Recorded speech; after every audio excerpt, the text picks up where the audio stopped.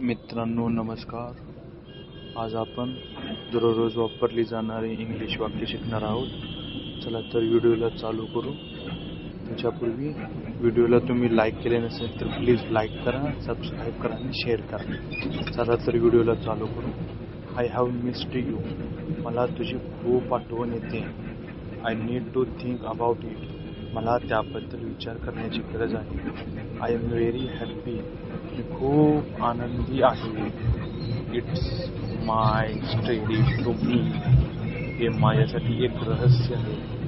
Same as always. प्रमाणेच. Just in time. फक्त वेळी.